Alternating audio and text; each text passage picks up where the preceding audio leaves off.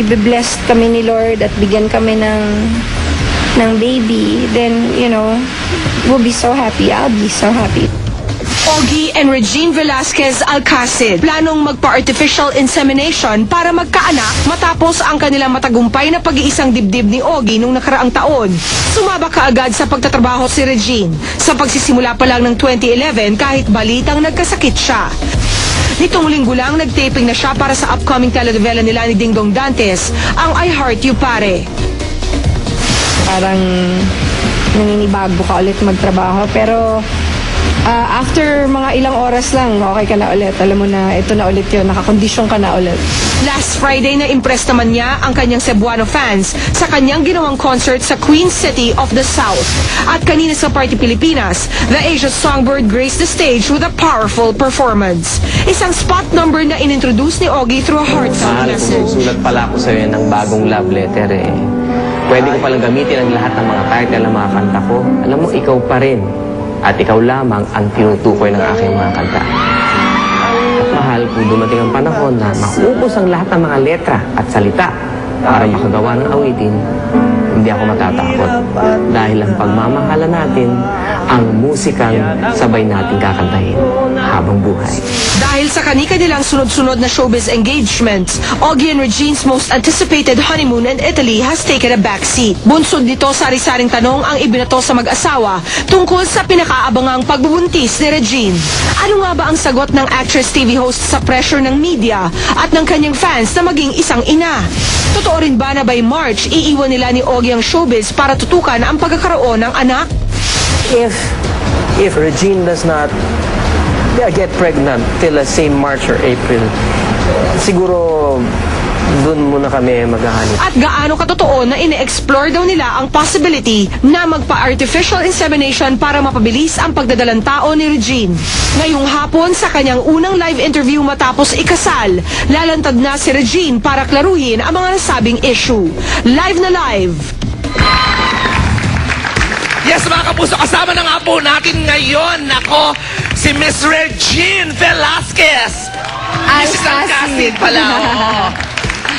Hello, good afternoon to everybody. Pasensya na, nakalulo na naman ako ng palaka. Boses, magkaboses na naman tayo. Magkaboses na naman tayo. Go, Pia, ako din, samantalahin na natin pagkakataon. Oo, dahil First time niyang umupo. Salamat at Showbiz Central ang pinili mo na magpa-interview for the first time after being Mrs. Alcacid. Bilang magkapit-bahay lang tayo ng studio. Why not? At saka yung mga milestones ng relationship nila ni Ogie, dito nangyayari. Yes. Dito na booking yun. At ang mga bago niyang look, lalo na kanyang bagong bangs, dito lang niya unang papakita. Oo, 2011. Bangs Why 2011. not? Sabi daw. Reg, may pagkakaiba ba with regard to your showbiz life sa pagiging misis mo na, sa pagiging married? Wala naman akong naramdaman na pagkakaiba kasi pareho pa rin naman, although I know na ngayon mas kailangang mas aware ako na bago ako gumawa ng mga plano, I have to discuss it with my partner, yung ganon. Ang nakakatawa lang kasi kahit saan ako pumunta, tinatanong nila sa akin lagi kung nasan si Ogie. So feeling ko bug siya. Alam mo yun? Si Ogie nasan? Eto wallet. Buti naman. Magdadala na nga ako nung manikang Ogie Dati kasi tinatanong si George, asan si George yung doggy mo? Ayan, si Ogie. Wala, nakakatuwa naman. Tapos, pag lumalabas ako kasi pakalat-kalat ako lately.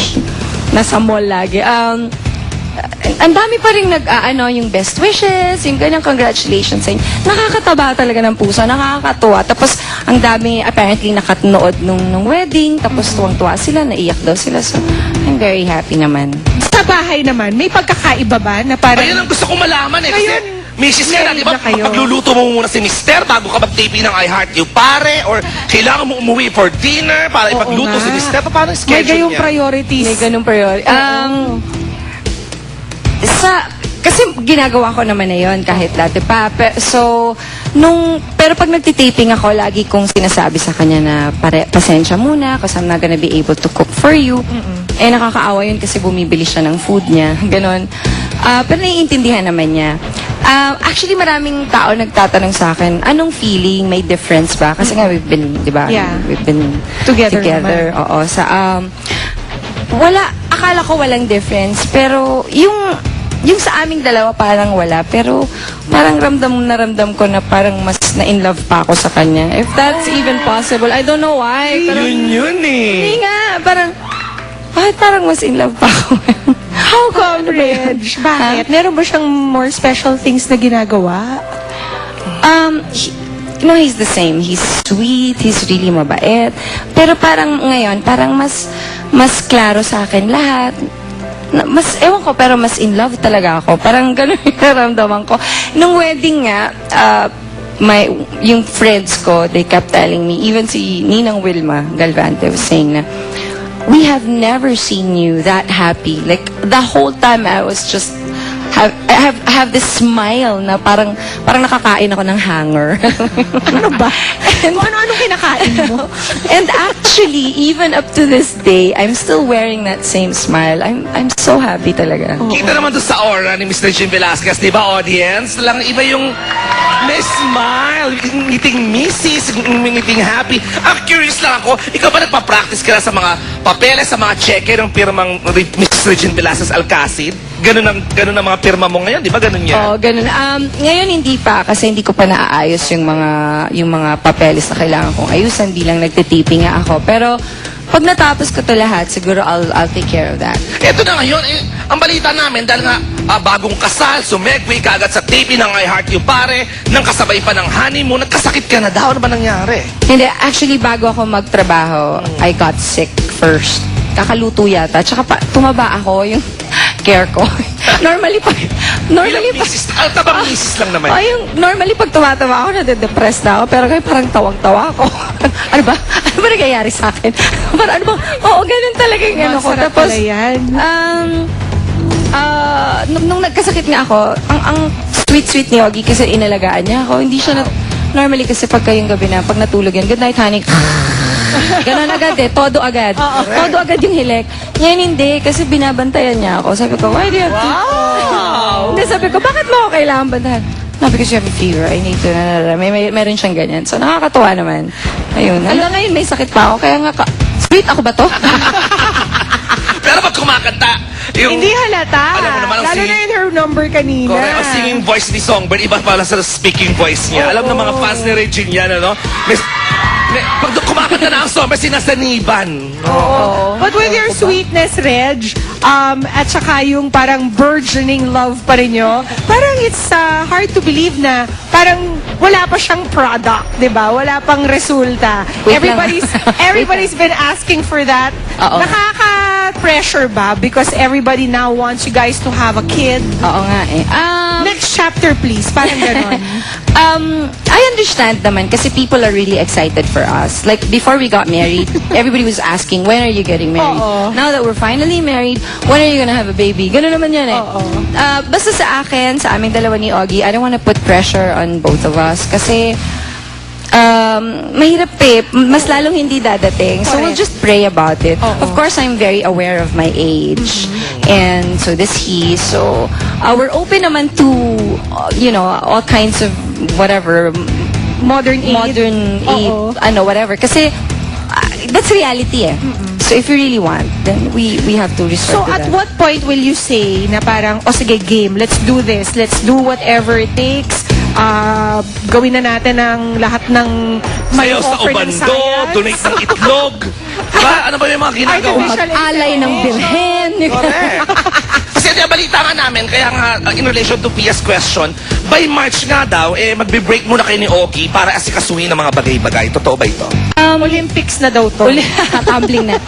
Actually, that was talaga the plan. That's our plan talaga. Last year pa, even before, when we were planning to get married, pinlano na talaga namin na I'm just gonna do this soap kasi dapat ikakan namin tong soap na to. Kaya lang hindi na namin naabot. So, dapat hanggang March. Basta ngayon hindi ko na alam kung hanggang March eh. So, basta pag natapos ko tong soap na to, I'll rest first and then although my sisters, my sister Kakay and the twins are convincing me to have a concert because I'm also celebrating my 25th year. 25 years in the business. Wow. This year, so I'm thinking about it. So, baka mangyari yon around April or May. And then after that, I will definitely rest. So, we'll try it in a normal way first. Okay. And then, kung hindi pa rin, next year, I might have to take a break, like the whole year. Okay. Yun naman pala. Pwede, okay lang. Kung Mga araw pasi- ko nagtatrabaho ako, Oo. okay lang. Huwag nang malungkot. Ano pag reklamo pwede? Ako concert. Kayo At saka may Heart You Pare naman na mapapanood ninyo. Siyempre pa sa GMA Telebaba. Pwede huwag magreklamo. Hindi, pero alam mo, ngayon pa lang, piniprepare ko na yung sarili ko. Kasi, actually, totoo na enjoy ko to be at home and to take care of my husband. My God! My husband na talaga. To take care of my husband. Medyo enjoy ko talaga yon. But at the same time, kasi yung sanay akong nagtatrabaho. Ako, bata pa ako, nagtatrabaho na ako. So, I'm trying to prepare myself. Tsaka, sinasite ko din yung sarili ko para emotionally and physically. Sanay ako na hindi muna ako gagalaw. Diba? Kasi, mahirap yun eh kung Ang sanay hirap kang parang mag-shift. i-adjust. Mag-downshift i-adjust yung- from yes. being full speed ahead lagi Oo, for you. So, that's why I'm gonna try and slow down a little bit. Try mo Para lang. naman, Try mo lang. Try mo lang mag-rest. Ay, pero other than slowing down a little bit at yung sabi mo nga yung paggawa ng normal na paraan, open pala kayo ni Ogie sa artificial insemination. So, Kasi nga, that's... bakit modern na no? Well, for both of us kasi it's reality na yun eh kasi ngayong age ko. So, okay lang yun. I mean, kung talagang makakatulong yun, pero hindi pa rin yun 100%. Like I said, ang 100% lang si Lord. Kung ma-decide niyang bigyan kami ng baby, by God, I'll be so happy. Pero kung hindi, I'm really very happy. I feel very, very blessed already. Natagpuan ko yung tao na mamahalin ko, best friend ko pa. So, okay na ako doon. Yun na. Total mo naman siyang baby. Lagyan na lang natin ng bib tsaka bonnet. Ano bang message mo sa iyong baby na nag-alaga para sa'yo nang ikaw ay may sakit? Oo nga. Kay Mister, ayan. Uwi ka na. Alam mo, yun na. Kasi nasa Cebu. Tapos nanggaling din ako ng Cebu. Pit Senior pala, mga taga Cebu. I was there Saturday para i-promote ang GMA at saka ang I Heart You Pare. Hindi na ako sanay matulog talaga nang hindi siya katabi. Yun talaga yung hirap na hirap ako talaga. Oo, hirap na hirap. Hindi ako makatulog. Tapos siya din naman tawag ng tawag. So, yun. Uwi ka na! Yun na, Ogie, ayun na yung message ni Mrs. Umuwi ka na daw. Gambong-gambongga. We are so happy for you, Thank Reg you. and Ogie, of course. Thank you so you. much for being here this At syempre, afternoon.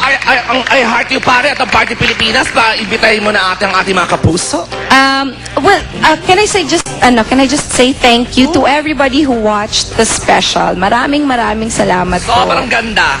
Natutuwa po talaga kami and maraming salamat sa GMA din kasi syempre marami kaming mga hindi na-imbita at na-share po namin yung napakasayang moment na yun ng buhay namin ni Ogie. So maraming salamat po. Ang Party Pilipinas every Sunday pa rin at simula po sa February 7, mapapanood nyo na ang pinakabaklang kong role ever, ang I Heart You Pare.